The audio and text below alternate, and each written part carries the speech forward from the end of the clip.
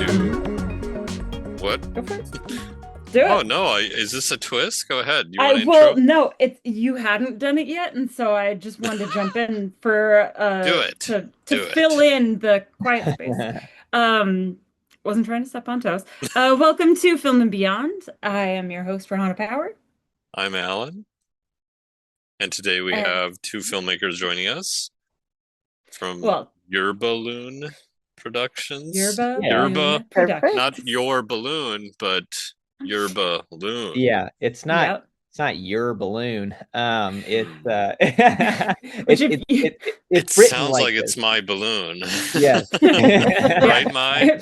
When you read it correctly, and then when you say it really fast, all of a sudden you realize you might need to slow down because then you're like, no, now I'm talking about balloons, and that's not right. Yeah. So it's meant to So, be like in reality it's Sherba, so is what it would be in Oh, Argentina. Sherba okay. or Yerba, and then loon. So Sherba or Yerba is because of yerba mate. So like it's a very I mean, Mai, do you want to like Yeah, explain what it is? yes, I can go deep in that. So Argentinians and also like other countries around Uruguayans, right? Argentina, Brazilians, yeah. yeah. We all drink mate, which is kind of like a tea. And Nick is drinking one now, Nice. and it's Yeah. basically like a coffee because it gives you energy. The leaves that we use for that are yerba, and the entire name is yerba mate. Hmm. Uh, but the mate is the container that Nick Yeah. is using. Mm. So basically, in Argentina, we drink that like every day, every single day. It's like a partner. It's something that we share too with other people. Hmm. But if you're working and you're like by yourself and you're exhausted, you probably want to drink some mate too. So we wanted to combine like something that is very Argentinian with something that is very Minnesotan. Hmm. So that was the idea Yeah. for our production oh. name. And so I love that. if you look at our logo, which was designed by an Argentinian, Yeah. uh, it has a loon in the middle, kind of swimming on a lake. I would assume it at night, but obviously because it's black and white, you Mhm. might not be able to know for certain. But and then you can see in the trees, there's like some eyes and stuff, kind of referencing our interest in horror and kind of our focus on horror. And then you also see at the bottom kind of a wreath looking, kind of like a laurel, kind of like a film laurel. But instead of like a like a crown of leaves, like standard leaves or whatever the normal laurel leaf is, they're actually sherba leaves, which is like the shape of the leaf when they're on trees.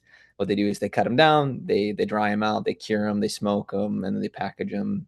And yeah, so yeah, it's all very in the name and the logo and everything. Yeah. So it's a Oh, I love tea? that. It's like not Yerba. What's it? How do you Yeah. pronounce Yeah, it? so the Sherba? Sherba. Yeah. Mhm. Yeah, and it's very Yerba. Argentinian because they have an accent. So they instead of saying yerba, because in Spanish you would pronounce it yerba, like neutral Spanish, but Argentinians and people from the River Plate, which is like Uruguay and like Buenos Aires and that whole area, they say sh instead of ya. So Ah, for double L's, Oh. they say sh, and so it'd be sherba. And sherba is the actual like leaf, which is similar sounding to like yerba, which is Mhm. herb.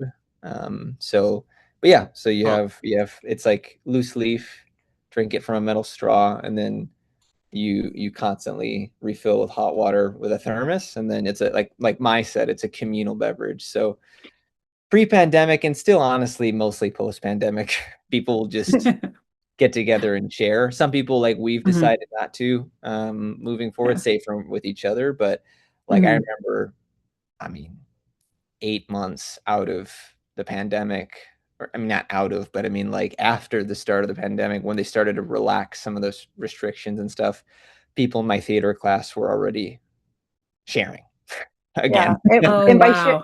by sharing, he means like we share the same straw, Yeah. which can Okay. be, yeah. It's not Yeah. just like sharing the moment, it's like sharing the Yeah. straw. Yeah. So I think that after COVID, it was kind of like a thing, like we Yeah. shouldn't do this, but Hmm. I don't know. I think we couldn't. I don't share anymore Mhm. outside of Nick, but Yep. most people do. And Yeah. it's like something that you do with your friends, family, or by yourself. And Yeah. again, it's like drinking coffee for you guys. It's like Or the like same minute. English tea time, maybe Yes, as well. yes, Yeah. Okay. Mhm. Yep. yes. Oh, I Yeah. love Sorry, that. that Yeah. took us forever to explain it. No, No, I that mean, was that's The- interesting. Yeah. incredible. Yeah, do not be sorry. We learned something new and Yeah. Mhm. absolutely know the proper way to say the name of your I, production company now as well. So, I'll try. I'll say that. If you That's say better if you say than Yerba Loon, it's fine. Like it's not as good. I do. I see it. I'm sorry.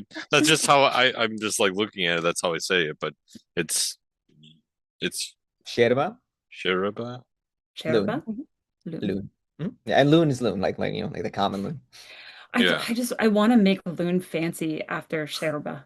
Like, I just really do. I'm like, no, my mouth wants to like do something to make loon fancy too. Sherba Um, Luna or something. Yeah. yeah, right. Um, so tell us about Shared Balloon Productions. How did that come about? Yeah. Yeah. I mean, do you want to yeah, start? I can start. Okay.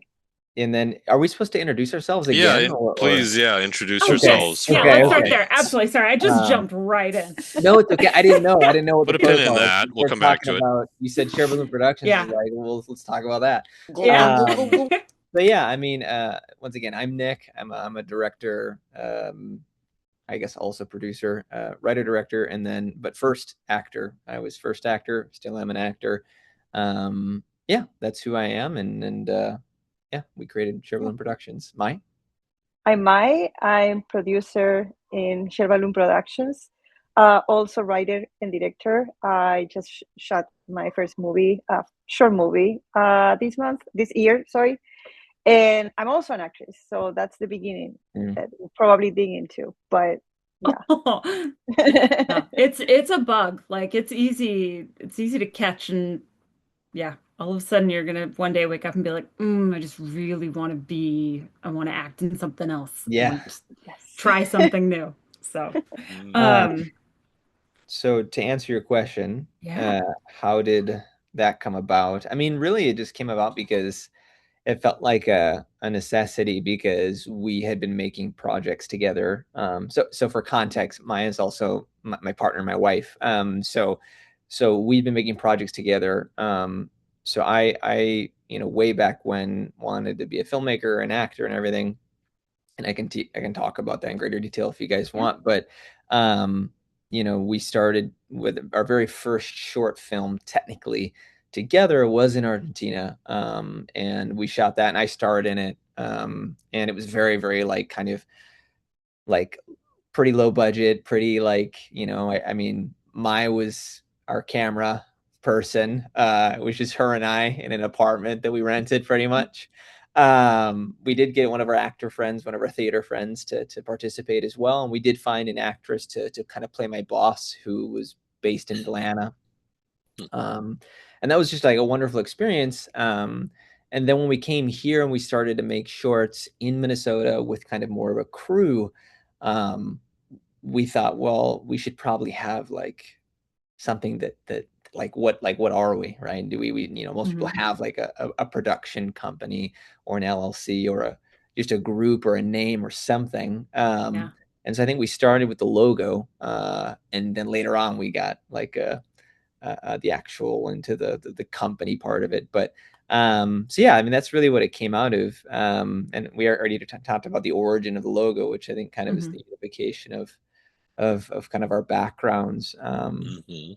But I don't know, Maya, do you want to add anything to that?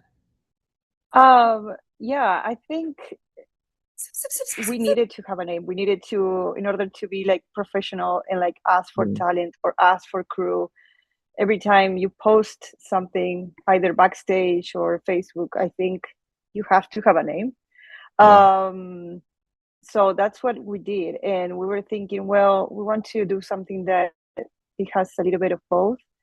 And the logo also, as Nick mentioned, like we wanted to have some creepy aspects, and we like to add some like details in the future, of course. But I think the logo will be the same. But yeah, we really, I don't know. I think we needed to have a name, and we were like thinking about it, and I think that's the name that we like. Yeah. I love it. I love that both of you have like this love for like this passion and background and in so many different things. You both wear so many different hats and are trying new things. So I mean, Mai, like you just said, you know, just directed and acted in for the first time, but you're also a producer, and you know, Nick, you started acting and now you do all these other things too. So I'm curious about kind of your individual stories when it comes to film and what like brought you to film in general, and I then in your like co-life, if that's sort of part of what brought you together, or if it you know, maybe the passion sprung once you were together or something. So Mai, if you want to. Yeah, it's very interesting because here we'll have a different answer, which is great. We will have a different answer, yes. Yeah, we do. So I would say, I don't know, when I was a child, I think I was very extroverted and I was like pretty funny and blah blah blah, and people, like older people, were like, "Oh, you gotta do acting or something," and I was like, "Whatever, no." And I think I didn't receive the enough encouragement to do that, so I let it go. But I remember like having like playing with friends, and like we were like playing as we were like creating this TV show, super low budget. Like I don't know, the guests were like ourselves. I was the producer all the time. I was behind the camera all the time, and everything started as a game, as a play, I would say, by playing with friends. And I watched a few movies when I was a kid, but I wasn't a cinephile at all. I think that it's thanks to Nick, because when I met him, he was like, "Oh, this is what I love, and you should watch a few movies with me." And I was like, "Okay, sure, whatever." And Like if I have to. so many if you want. And at the beginning, I was like, "I hate horror. I cannot watch anything. Like, no, please don't make me do that."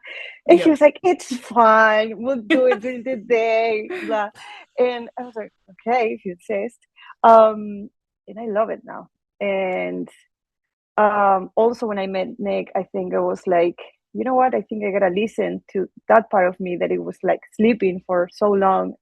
And I started doing theater. And I was like, okay, this is a nice change in my life. I think, I don't know, meeting Nick for me was like open eyes in the way of like acting is what I really like, movies, telling stories, producing. So I think I don't know, I have like a little bit of my childhood background, but I think Nick also opened that door for me. And I think, I don't know, it makes me very happy now. Oh, that's so wonderful. Yeah. Oh, that makes Now my in heart red. happy. All right, Nick, you're up. Nick, you gotta top that. Okay. So good luck. Yeah, no, that was lovely. Yeah. And you know, and I you know, I'm glad I was able to serve as kind of a door opener in that way. Yeah, I mean, so my background's a little different. I mean, obviously, outside of like being from different countries and everything like that, um, you know, I also think there's a certain part of me that received all the encouragement that I needed, but also not enough encouragement when it came to like acting and everything. So, like, I started out when I was way young, falling in love with movies. Like, I loved watching movies. Like, that was my thing, and it was kind of brought on a lot by my dad. My dad would, you know, bring me to the cinema and we'd go watch whatever, you know, and I would have some agency to help decide what movie we would go see, what, you know, what's of interest, what's in the theater. And this is when I was really young. And then also we'd go to Blockbuster, right? We'd go and they'd have the 3 for 20s, the 4 for 20s of used DVDs. And we just go look at the backs, and like I would look at like the pictures, and like a lot of it wasn't really registering like whether or not it's going to be a good movie or not. It was more like, oh, this one has like an interesting premise, and like, oh, I recognize that actor. Obviously it's a lot different now with Metacritic and Letterboxd and everything, but so like I started like really loving watching movies and going to the cinema. And my dad also turned me on to horror as well, because he showed me a lot of horror films that maybe he shouldn't have showed me when I was pretty young. Like, for example, I remember explicitly watching the 2003 Texas Chainsaw Massacre remake. And this isn't a spoiler for all those listening. But in the first like 3 to 5 minutes of the film, they pick up this girl on the side of the road, and she very graphically commits suicide. And it's like, when I first tried to watch it, I started crying. I was like, I don't want to watch this. And then like 2 years ago, excuse me, just 2 years ago, no, like 2 years later or something around there, I ended up coming back to it. I'm like, okay, I can do it. Like, I'm going to watch it. And then I watched it and I was like, oh, that wasn't so bad. And then I started to get more and more into it, going to haunted houses, to really celebrating Halloween. And I think both my parents were supportive of me and like discovering my interests and everything. However, I think there was like a kind of an idea that you should go the traditional route in terms of becoming like getting a job. And so I didn't go to film school. I had an interest in film school and I was considering, but I decided not to, because it's like, well, what about a job? What about insurance? What about all these things? And so I went to the University of Minnesota, and I studied politics and Spanish. So like, not exactly film. But I think that at the end of the day, it served me in a lot of ways, of course, and kind of where I'm at now. And that's, I mean, obviously how I met Mai as well, because I studied abroad my last year at the U in Buenos Aires, and then I ended up going down there, and I lived down there for a few years as well. So yeah, I have a very close connection to Argentina. And as far as like how I started acting and everything, I mean, outside of playing, I have 2 younger half sisters, but our age gaps are very large. So there was a long period of time where I was like an only child. And so it was, me and my imagination, playing in the yard, inventing things in my head. But once I got older, I didn't do any real theater, which I regret. I mean, I shouldn't say I regret, but I mean, if I were to tell my younger self, go do something, I would say, do the play, take drama class or what have you. Who cares about like business classes or whatever? Yeah. And so I think I first started to kind of act in mock trial at the University of Minnesota. So mock trial, if you're not familiar, is like a debate, kind of competitive debate activity, extracurricular activity, where most of the time people who are interested in going to law school do it because they want to practice like, doing objections and stuff, because they use the federal rules of what is it called? Rules of I can't remember. There's specific rules that you follow when you're in court for objection making. Yeah, like Robert's rules sort of thing. Yeah, and so sort of. But there's like another half of that though, is to have a fake trial, you had to have witnesses. So I would be witnesses. I was never an attorney during my entire time I was there, but I would do witnesses, and then I'd put on like a character or an accent or what have you, and then I would perform it in front of the court, in front of the audience and the other attorneys and everything, and you get like scored on it and stuff. And I did a short film briefly when I was there. And then when I went to Argentina, I didn't really do much for quite a while, especially because of the pandemic. I didn't really do much of anything. But then Mai started doing theater, I think, first. And then I was like, well, I want to do theater too. I want to do some acting classes. That sounds fun. And I started right before the pandemic, then did a little bit of remote, because once the pandemic happened, they didn't immediately just like cancel everything. We just try to keep it going remotely. And then, yeah, I did 2 years of this theater school, which is the same theater school that Mai attended in Argentina. And that was really kind of, I think, formative for me as an actor. But then as a filmmaker, we made our first our first short film. And I think really pushed me to do that, because she was like, well, if you want to make a movie, let's make a movie. And I was like, well, I don't know. Like, yeah, you know, and I'm like, because I mean, I have like the interest in doing it and everything, but I just wasn't like doing it. And so she was like, well, why don't we just do it? Like who cares? Like, you just write something and we can make it here. I was like, okay. So we made one in Argentina, and then when we came here, we kept going. Yeah, that was kind of long, but hopefully that answers the background question. Yeah. Oh, it absolutely does. Oh, I have so many questions now from both of those.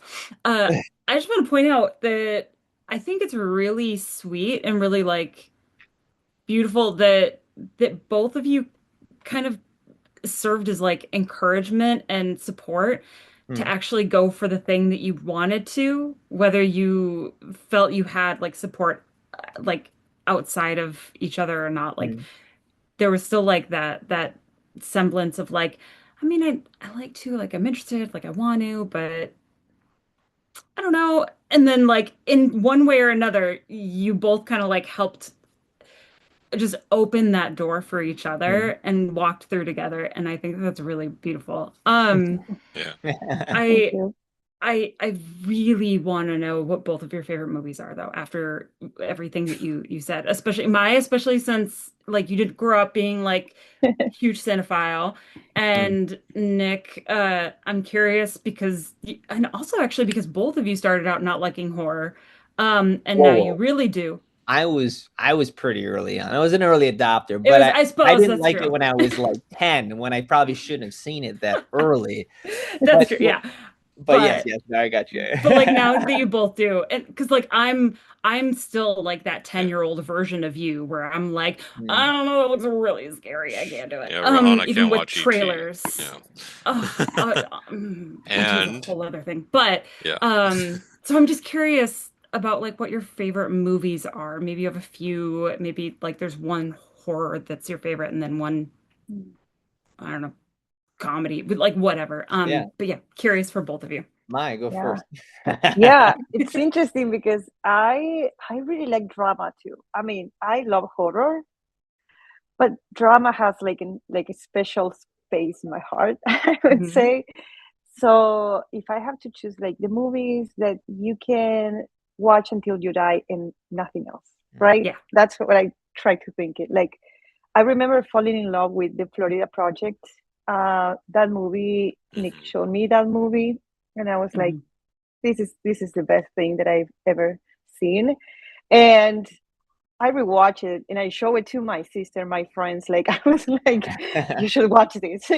And I think it has a special space in my heart. Um, Also, I really like the Conformist. I don't know how Mhm. to say it. It's an Italian film. Yeah, The Conformist. The The what? Conformist. The Conformist. Okay. Yeah, it's a beautiful movie, Yes. and it is a drama, but also I would say it's very political too. And the cinematography, it's amazing. For those who didn't watch it and you want to make films, please go ahead, do Yes. it, watch it. And there's also like a lot of like symbolisms and like things that they are not being said, but if you think about it, you can understand what's going on.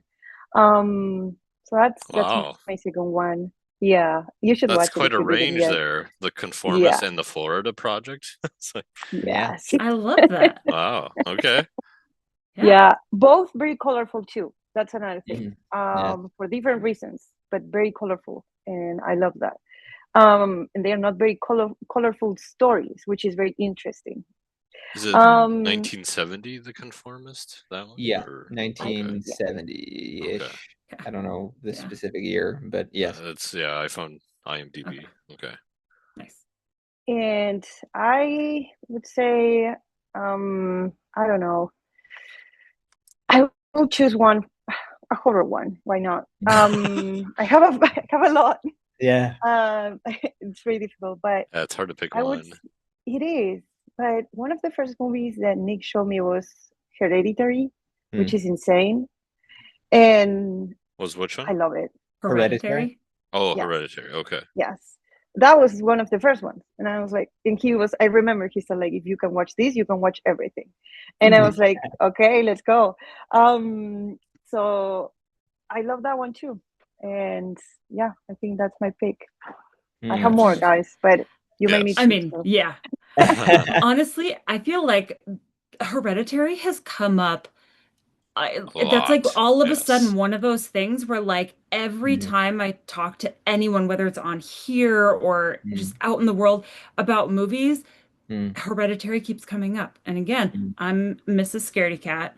My partner, he watched it recently and was like, "It's amazing." So I read the whole plot on Wikipedia because it sounded What? interesting, and I was like, "I want to know what happens. I want to know the story, but I can't. I don't think that my anxiety, like, I wouldn't be able to handle watching a couple of the parts." And so I read the whole plot just to like understand the story, and I was like, "This sounds brilliant, and amazing." Um, but it's so Yeah, funny that over the last couple months, I feel like Hereditary is the most It's repeated calling you, thing Rahana, ever. It is, yeah. beckoning you It's to watch. I feel like that yeah, just really shows how incredible that movie is because it's Mm, yeah. that's the one thing that just keeps coming back. And I think And at this point, it is a classic. I know it's yeah, very soon mhm, to say that, and it's very new to say that. Hmm. But if I but don't know, I think it will be like like The Exorcist. I think in the mhm, future people will see that movie as wow, that's a classic movie. yeah, So I don't know.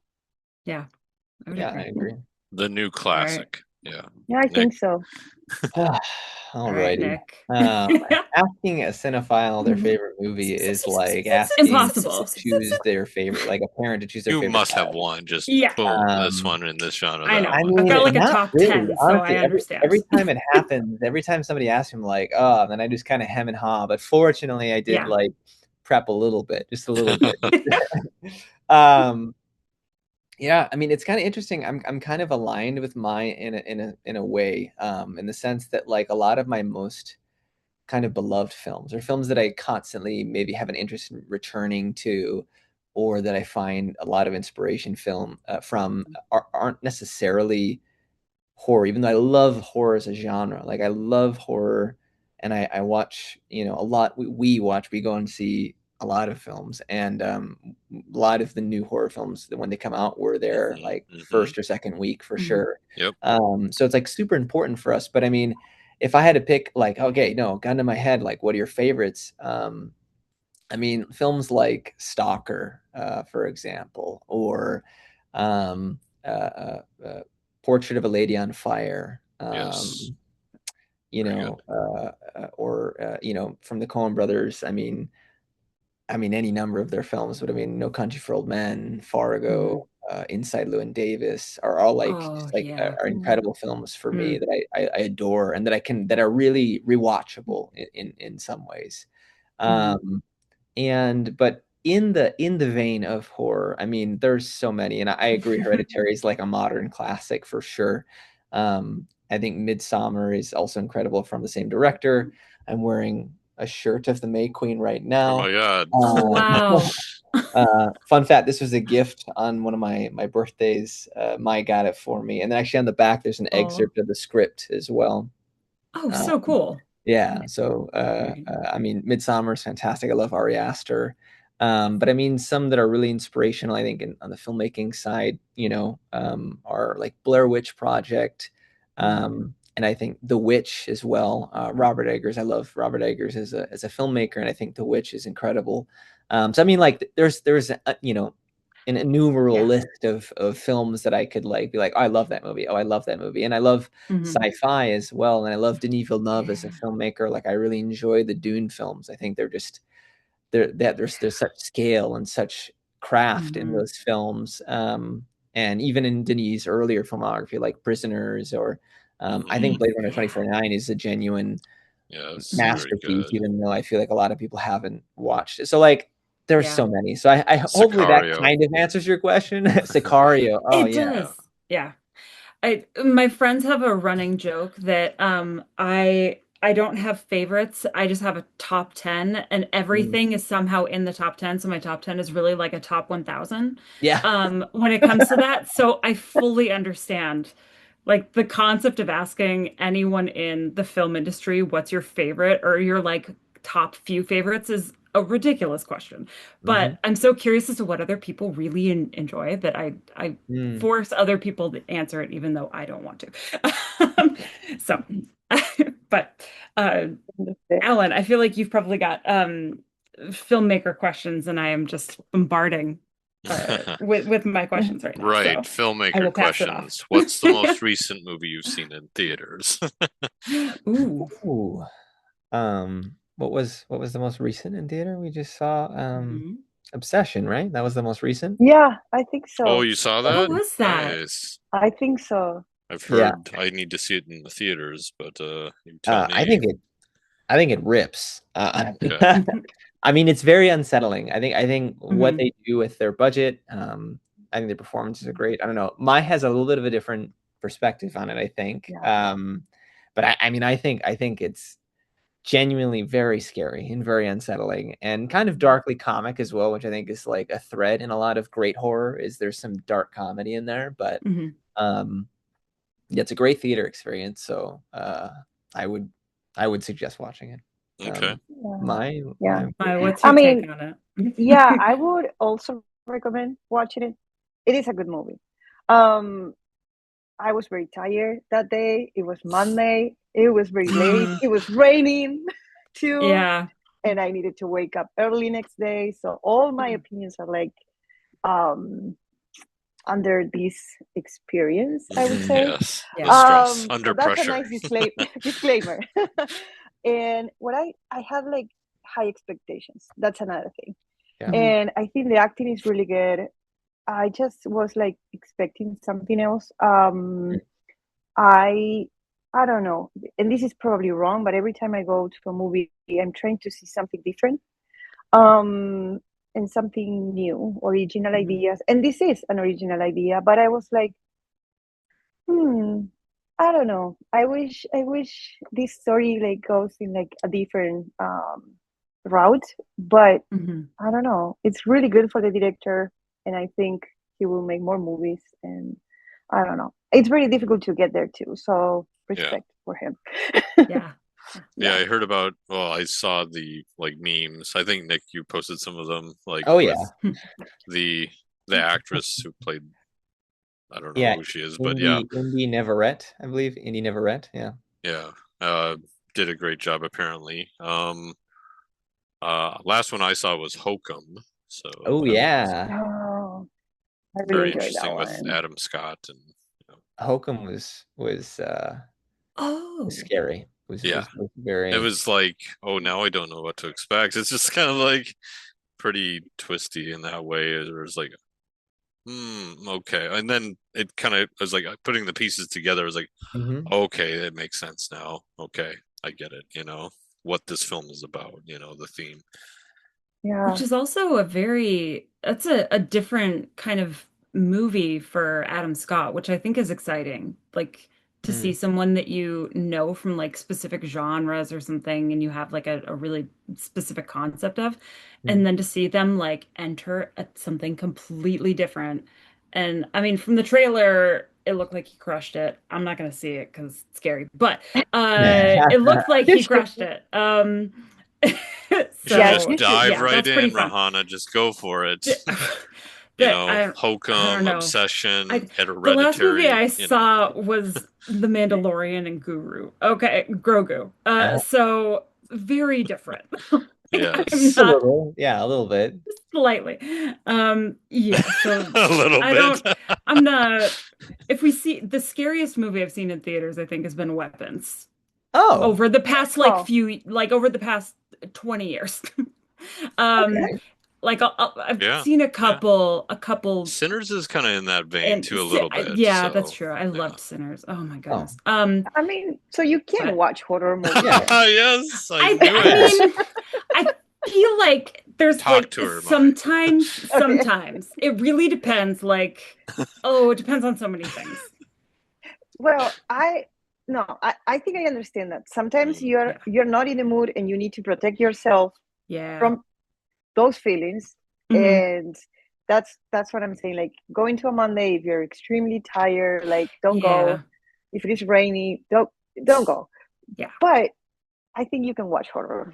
Yeah, no, for sure. I think so. If you enjoyed Weapons and Sinners, I mean, the other side of horror, like something like Hereditary or Hokum or what have you, just amplifying the scare factor a little bit, but otherwise Yeah. it's playing in the same sandpit. Like it's not like something that I think a lot of people like play it up in their heads. It's because it's about like the expectation of like, oh no, I'm so scared. And Mm-hmm. but as you watch it, it's kind of like getting used to spicy food.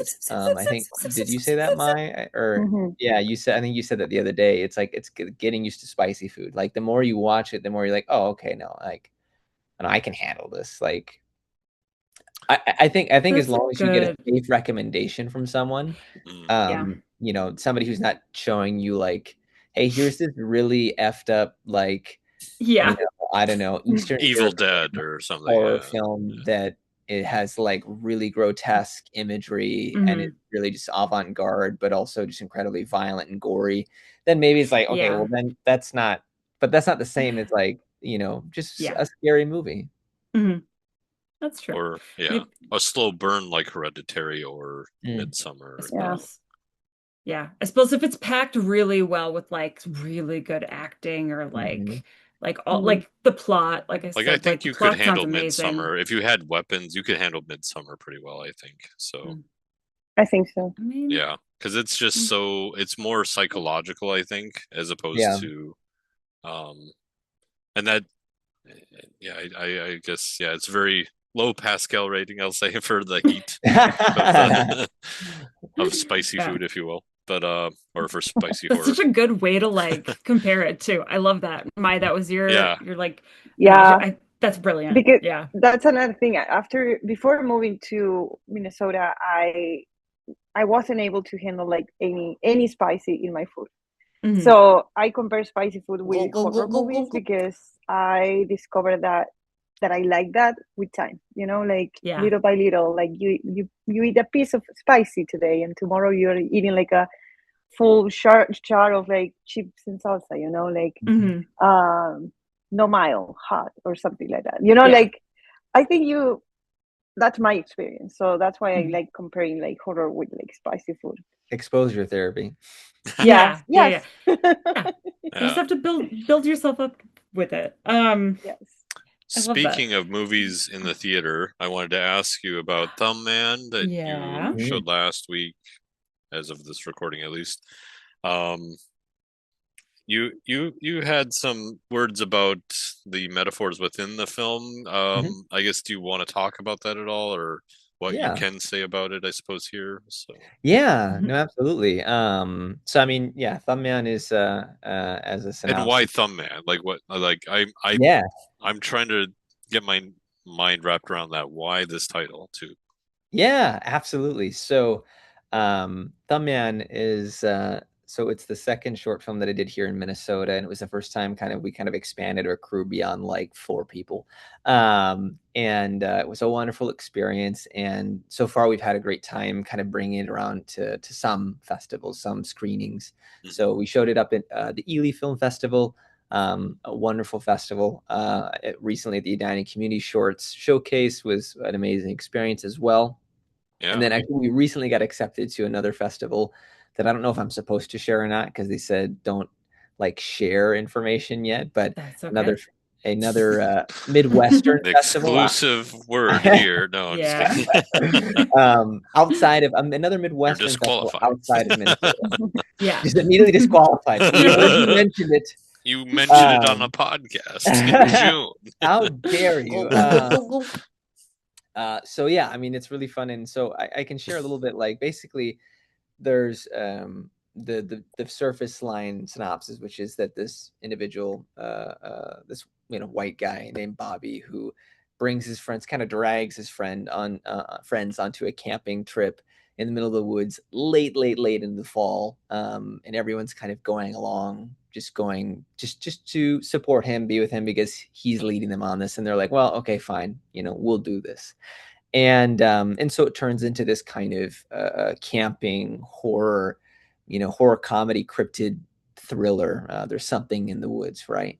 And there is like a secondary layer to that, and I think we kind of discovered it, Mai and I, talking through the script, and really the idea behind it, like at least thematically below it, is about the idea of like white privilege and what that actually means as it pertains to how it affects marginalized communities, specifically when it comes to the law, the society, law enforcement, police brutality, because a lot of the characters in the film that aren't Bobby are from some to an extent marginalized group, whether it be Mai's character, who acts in the film as Flor, who is visiting the U.S., visiting her cousin in the U.S., her cousin Santiago, where they're both Latinos, and then the character Jessica, who's Bobby's close friend, played by Trisha Burke.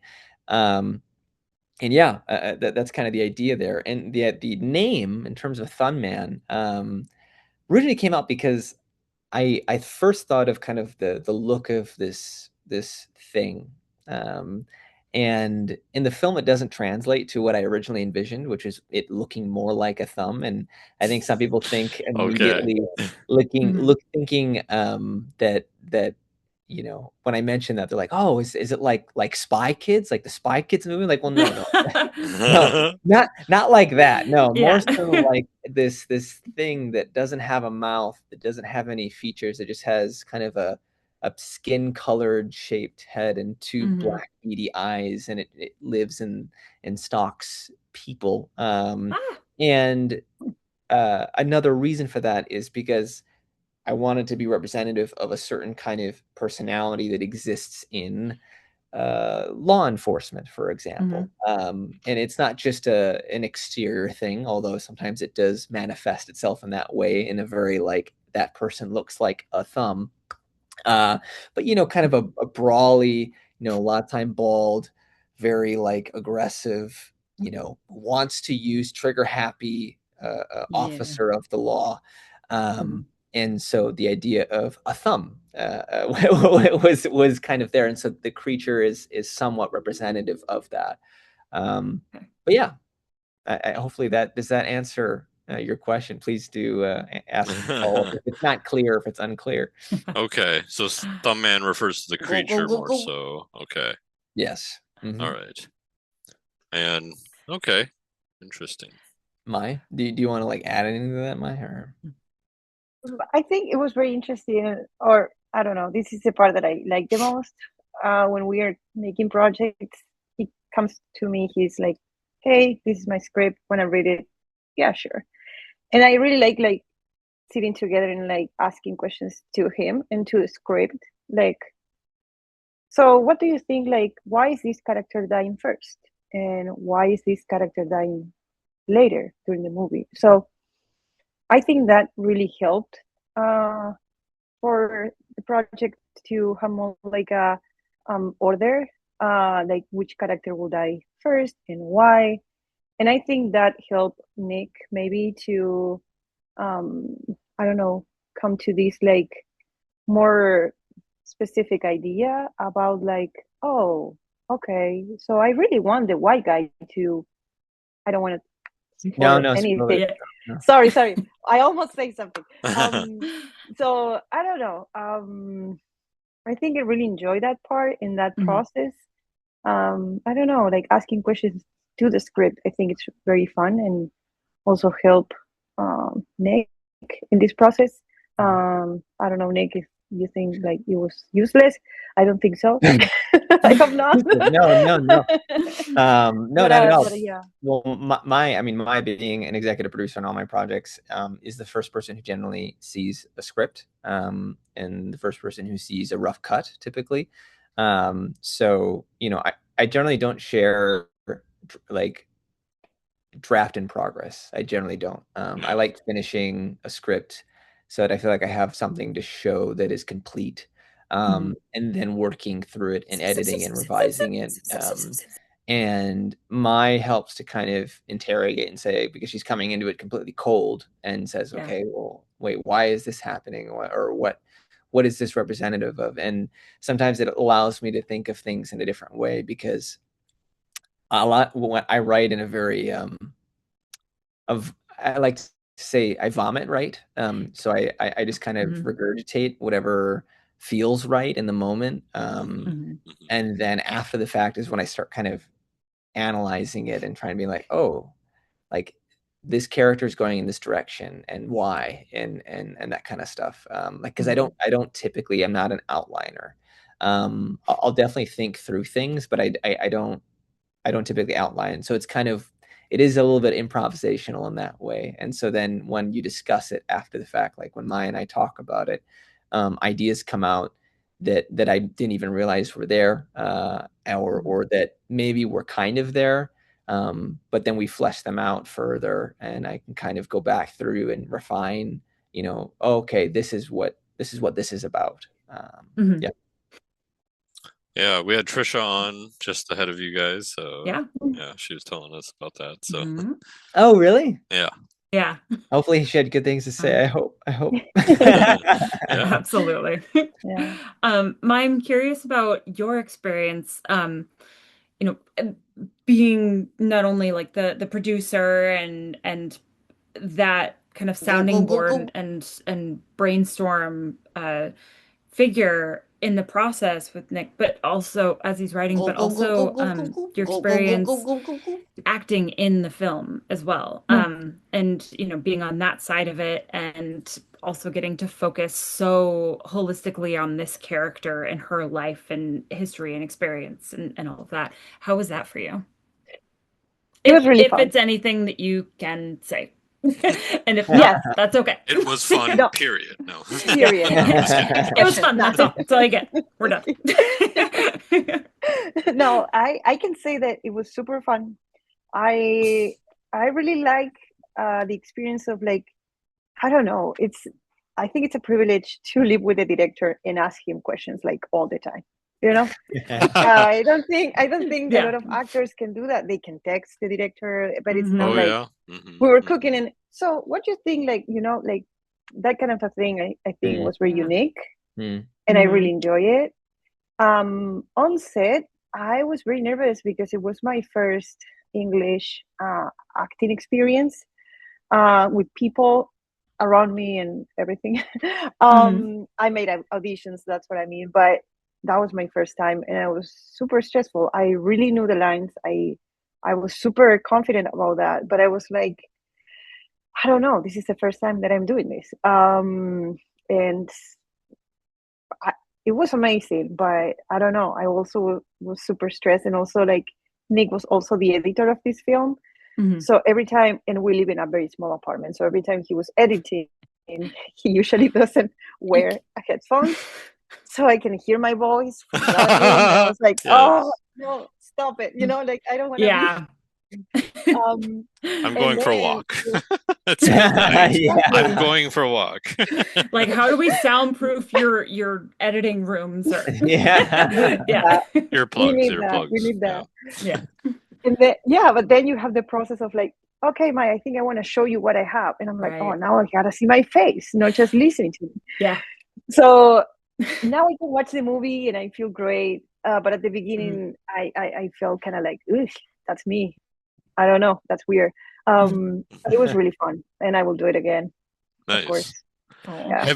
Were you ever on set, like, as an actor, but then suddenly your producer, like, cut? Wait a minute, like, why are we doing this? Or, talking it out logistically about something or whatever. I just imagine that? I'm sorry, that's just my mind. Just like, like a mockumentary going on.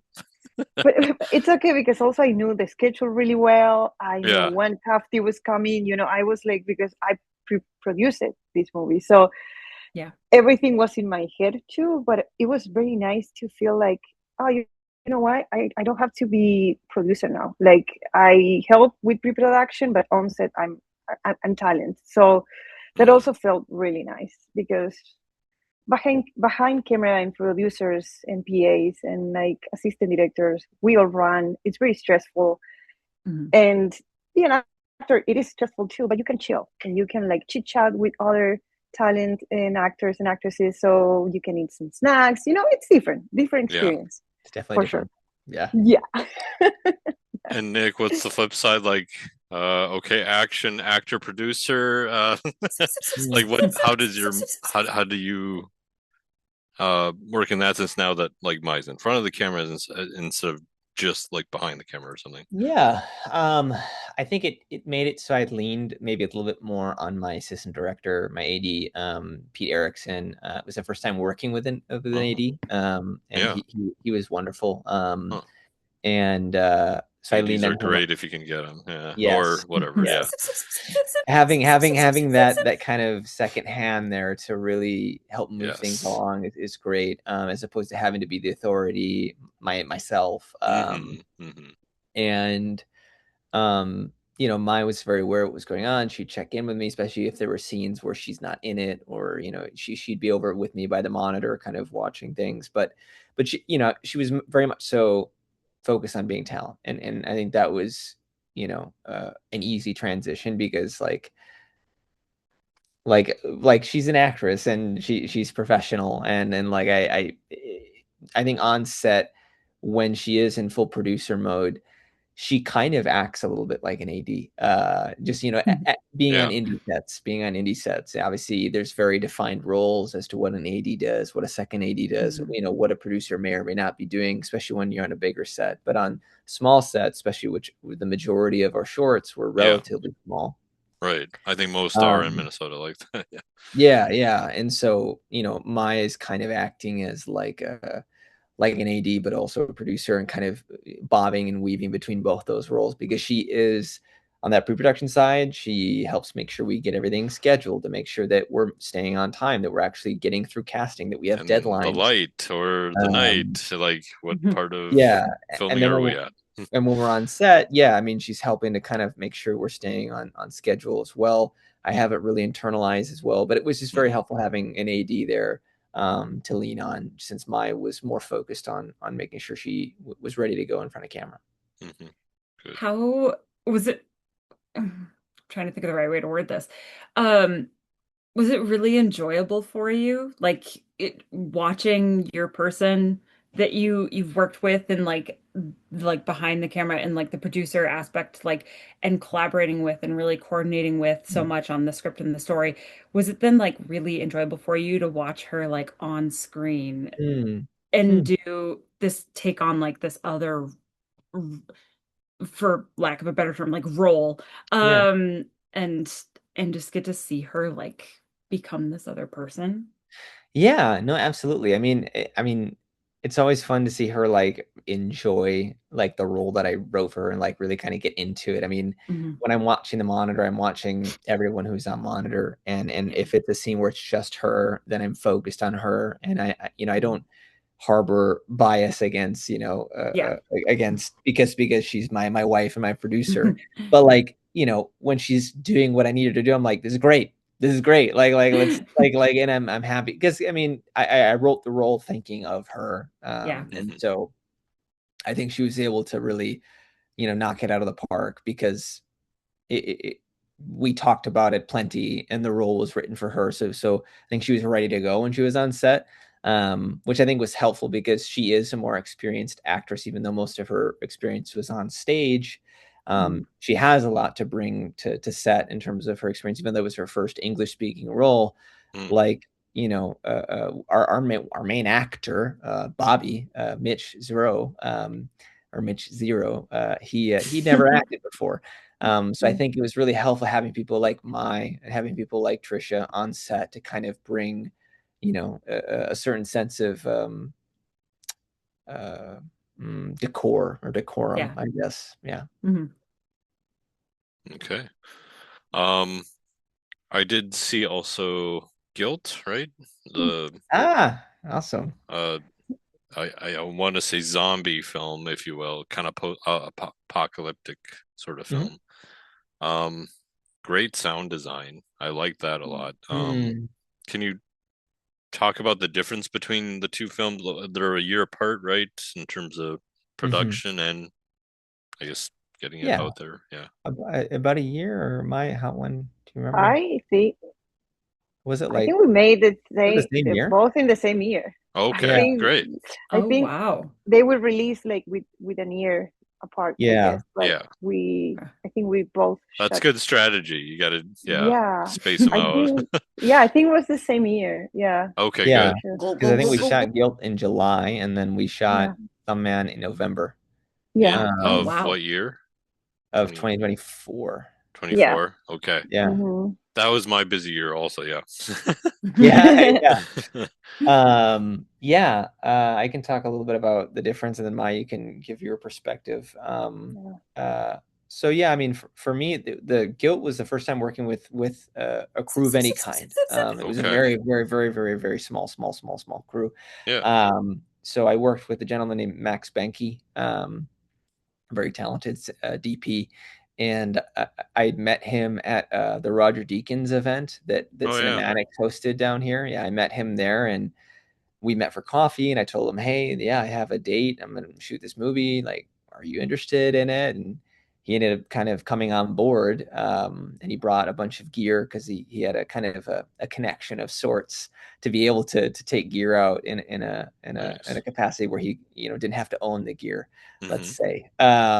And it was him, me, an actress who had auditioned for the main role who just wanted to come and help, and then a close friend of mine, and that was it. So we passed the mic off to whoever like could be manning the mic and manning the. We didn't even have really a boom. We just pretty much, and we had a boom, but we didn't need it. We just kind of like, all right, point Oh it. yeah. Yeah. Yeah, point it in that direction. And then our DP, he was muscling it. He was doing everything on his own, and obviously we were working very closely, very in tandem, and I leaned on him for when it comes to like, hey, what do you think about X, Y, or Z? And because he went to film school, and so he has a little bit more vernacular around the technical aspects of things. So I would say, hey, like, what do you think to achieve this look? What should we do here? But in terms of shot setups and everything, we had all of our locations scouted and everything. I think it felt, in terms of the way we scheduled things, the way we did pre-production, it was quite similar to Thumbman. But just when we were actually on set, on location, it was Hmm. just much smaller. It was very, very, very small. I mean, Yeah. and it was exhilarating. It was a ton of fun. It was exhausting because it was in the middle of summer, and we had to do these. Mm. We had to get up really early Hmm. to get these morning shots, Yeah. um, these sunrise shots, and so we were up at Yeah. like 5 in the morning or whatever to try and Ugh. get like the proper Yeah. shot to get the Yeah. right lighting. And then I needed a reference point was Bones and All, and I wanted it to be very hot and very, very, sun soaked. And it ended up raining like for, I don't know, 3 or 4 hours Oh at no. least in the middle of the day. And I was like, oh no, are we going to stay on schedule? Oh no, like, is it going to look like it's hot? Is it going to look sunny? Is it going to, Right. and so, but finally it would break. And then we were able to get through the next couple scenes that we needed. And then even at Yeah. night, the storm started to roll back in late at night when we had to shoot our night scenes. And so we just rushed through it. Oh. And then got up one last time for the last scene that we shot. And once again, at like 5 in the morning on Sunday. Um, Oh. and so it was My just much goodness. smaller, much more getting up incredibly early and then finishing kind of late. We were Mm. on time, but it was just like it was a long, long day. And then Thumbman, larger crew. We had a little more gear, not too much, but a larger crew to help and assist. On both projects, we didn't have much lighting, and the lighting that was there was minimalistic and mostly set up by one or two people. Hmm. Um, and yeah, we finished early on Thumbman. We were How many very days, ambitious. how many hours each day for each film? Like, Guilt, Guilt was essentially a day and a half, right? I think it was Yeah. oh, that's starting fast. Okay. 5 But a.m. on how many hours? Saturday and then finishing. We had breaks. We took breaks, especially when it was raining. We really didn't have an opportunity to Right. do anything else. So we Yeah. took advantage and ate, but from like 5 a.m. to about midnight on Saturday. And then we got up at like 4:30 on Sunday to then shoot that last scene at like Wow. 5:30, just because of when Yeah. sunrise was. Yeah. Um, yeah, and then but Thumbman was the only reason mine I got up early was because we went to go get coffee, and we always want to be the first people on set. And Mm. so we did get up at like 5:30. But Yeah. But it was dark outside, and like we showed up, and I think we started Prep all your shooting. gear, everything, yeah, stuff. Yeah, I Yeah. think we started shooting at like 9:30, Yeah. 10 maybe or something. Uh-huh. But And I we think showed up at when? Sure. Nice. and I think we finished at 7 p.m. Yeah, like and 7 next p.m. day was like half day, kind of like Yeah, 9 to 12 or yeah. something. It was pretty easy. Yeah, 9 a.m. to 12 p.m. Yeah. yeah. Oh, okay. So it was Yeah. much more for crew and cast and everything was much more like Mhm. laid back. How fun is it getting the camera in the car there for all the angles? Yeah. So that was interesting. Yeah. Max, our DP, he just sat in my car in the middle seat and then just No. angled the camera. And then we drove the same route every time we did the shot. We would Hmm. drive the same exact so that the lighting would be the same, the sun would be in the same place. Oh yeah. And so we went through the whole scene facing Mai, the whole scene facing Mitch, the whole Yeah. scene facing Trisha, Mhm. the whole scene facing Jose. And he had this big Canon with this lens, this like I think was ice super speed. I Oh, can't damn. recall. Okay. I might be misspeaking. A nice lens too. Okay. Yeah, I might have been I might be misspeaking. I don't want to like, but it was I Oh, believe it okay. was Zeiss, Never and mind. It was just a they were high. Canon Prime. No, I'm just Yeah, kidding. it was just like it was a $500 camera. No, but it was a nice camera, and but it was big with all the attachments and everything. So like Max like Yeah. has it in his lap like this, and he's like angling it, and then he angles it to the side to do the whole full scene. And we did it. It was pretty efficient, and we were actually behind. We had a monitor, and we were driving behind them, so Oh, I could okay. watch Hmm. what we're seeing in the car, and That'd be we had great walking. because, like, even if you saw you in the shot, it's like, oh, just some guy on his phone or something. Like, Yeah, no. Yeah, we were in a it would be separate great. car, trailing behind Sure. the camera, and I just had a monitor and was we were walking, action and everything. So yeah. You should have gotten your like Alfred Hitchcock thing in there in the background, just but looking at your phone in the car.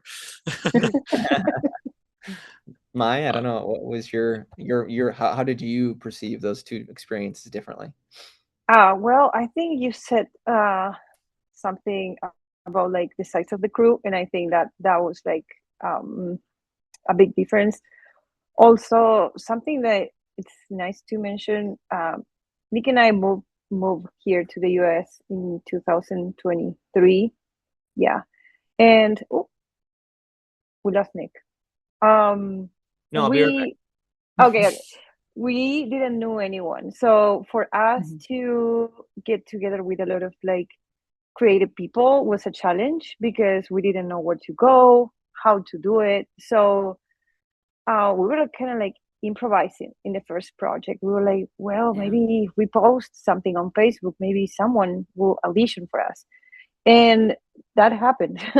And I think the first movie brought us to the second one with more like people that it was referred from people, like the Mhm. cinematographer, he said like, well, I know some people that can help us. So every time we were like growing, it was around people that we know somehow.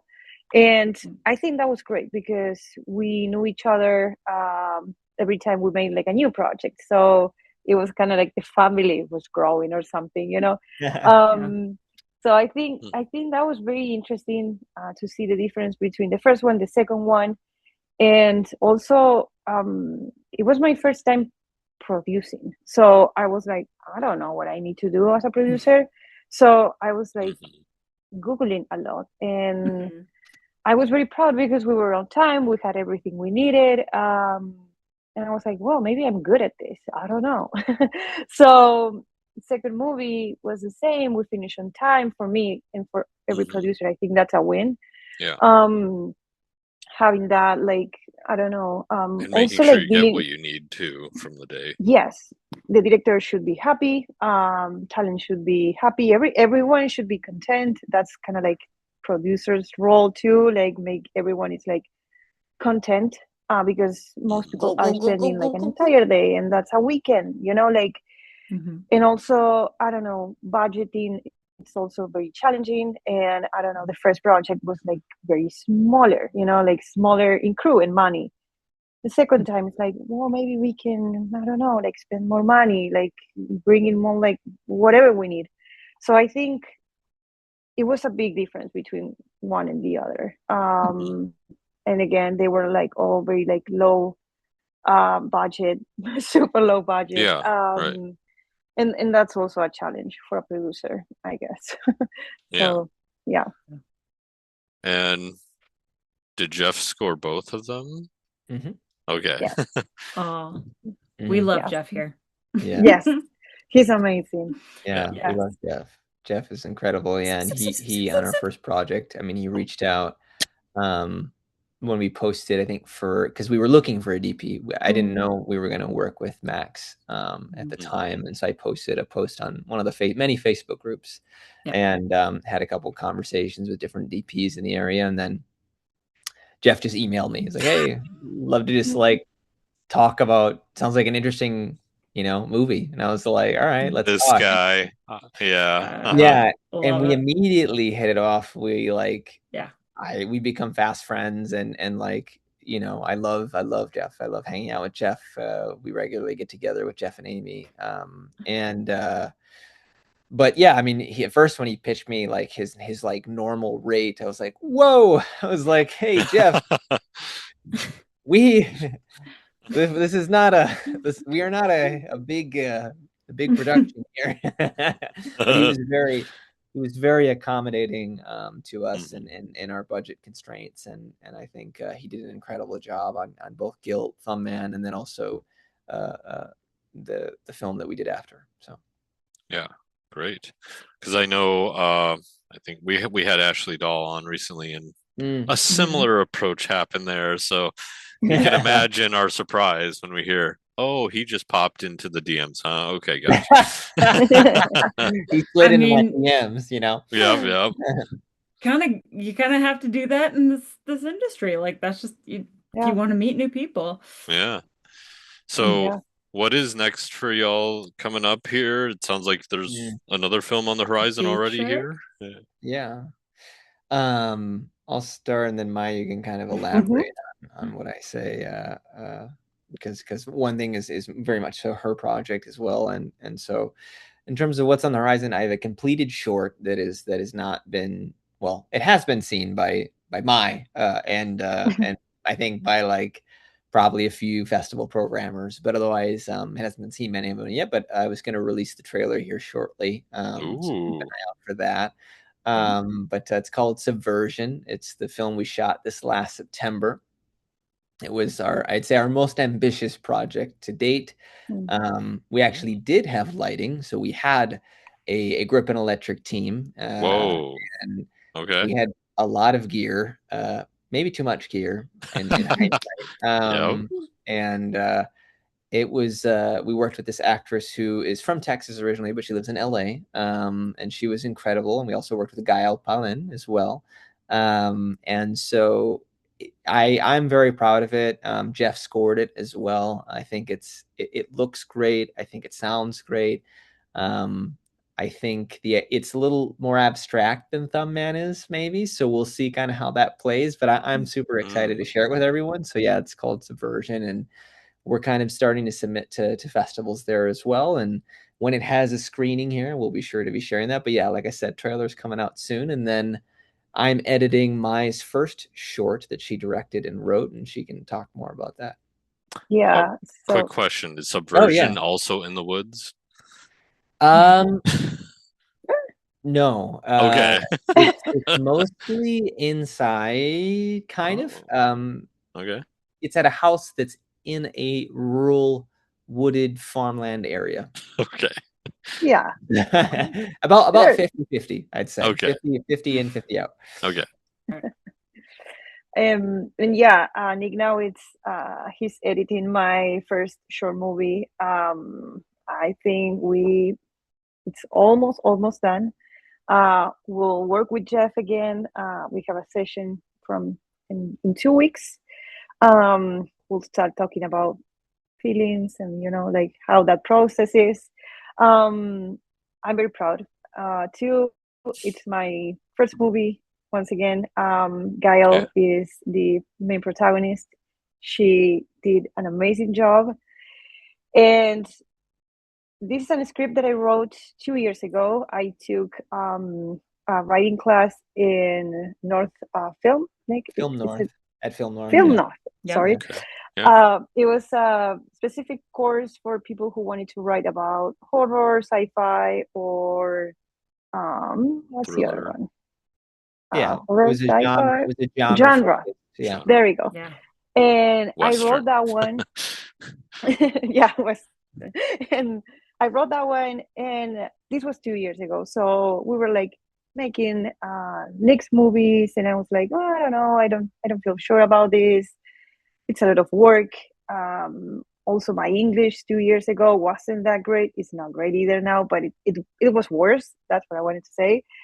And I was like, I don't know if I should do this. But I don't know. One day I was like, you know what, we should. And Nick was there. He was like, we should.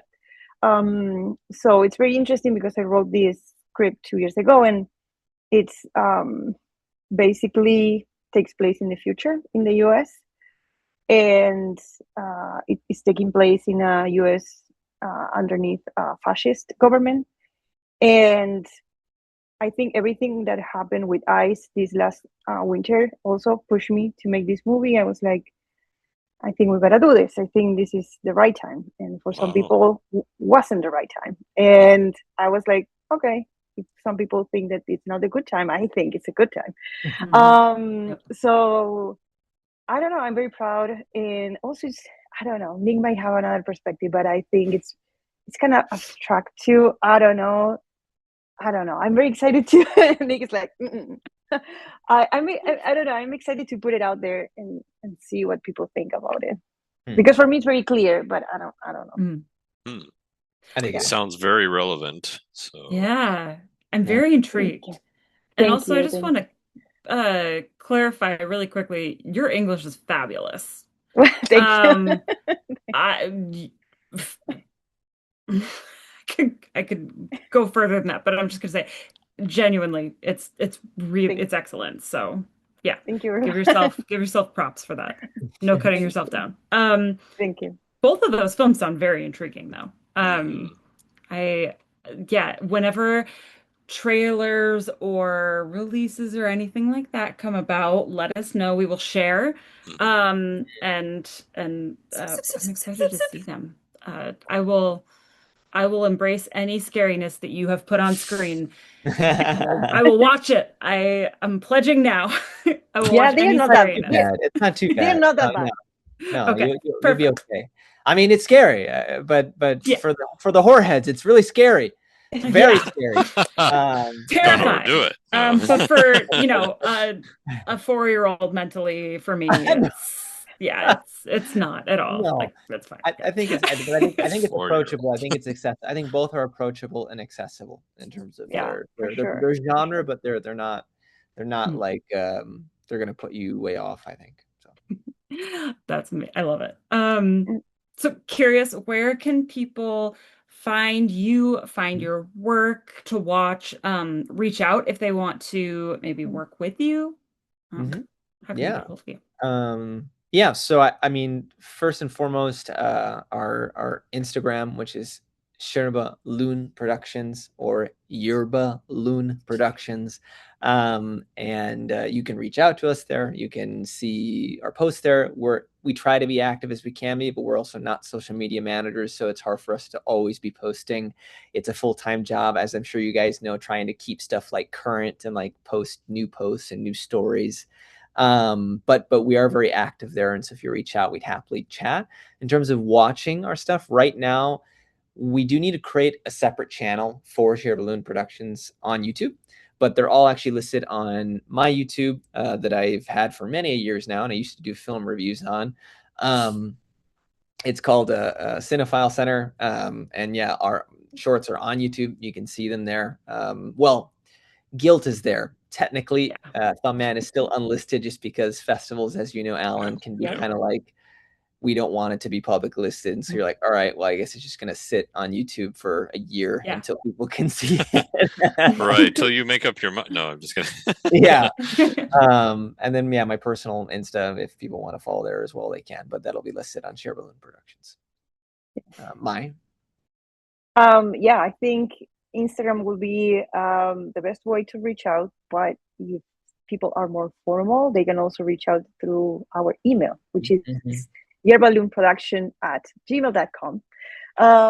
That's also another way to connect. Very formal, but yeah. All right. We have one final question. It's my favorite question. Before we will allow you to enjoy the rest of your evening. And that is, what do you want people to remember most about you? And whether it's working with you, watching your films, watching this podcast, like just anything at all. Okay, I can go first if you want, if you prefer mine, because this is the question that you were like, I don't know.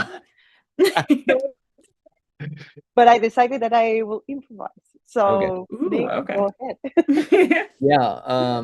So I think it's a very difficult question. I think obviously, I think what most filmmakers do want to be remembered by is for their films and their storytelling. But I mean, of course, you know, hopefully also people just me as a person and just being hopefully a good person to be around, a good hang, somebody who's leaves a positive impact on their lives when they interact with me, as opposed to the opposite. So that's what I'll say. I'll keep it short and sweet. All right. Well, this is the answer that I thought, and I don't know if it makes sense, but let's try. I was thinking that, and I'm still dealing with this, right? I still with my English, and I think for that reason, I don't do as much as I want, either film, acting. So I don't know if one day I can like, how can I say it? Like challenge, like how can I say this, Nick? Like, like, okay. So if someday I can figure that issue out, right, and stop thinking about it, my English and my skills and blah blah blah, I would like people to remember that no matter how much, no matter how you talk, how you are, if you want to do art, you should do it. I think I would like to be remembered like that. Oh, look at her. She didn't speak very well, but you know, she was making like really nice movies. Like, yeah, truly. Like as an example that if you're insecure about your English, that doesn't mean that you can't make movies, that you can't make art, and you should still do it anyway. That's the best way to say it. Yes. Yeah, absolutely. Or, oh my gosh, she's doing an amazing job. And she is by far more brave and dedicated than I will ever be, because there's no way I'm going to ever be able to speak another language aside from like the alphabet and up to 10. And outside of that, I am a hopeless case. So you are amazing. Thank you. I think that's absolutely wonderful. And yeah, art should transcend all of it. So I love that. I agree. Absolutely. Yeah. Thank you both so much for joining us. This was really fun getting to know both of you individually, but also sort of your path and journey together. We are very excited for these films to come out as they go through the festival circuit and everything. So again, we will share all of those when that time comes. And in the meantime, thank you both so much again for joining us. This is great. And to everyone watching, everyone listening, if you haven't yet, go also check out a fun reaction video that the four of us did. And until next time, this has been Film in Minnesota. No, it hasn't. It's been Film and Beyond. Film and Beyond. Well done.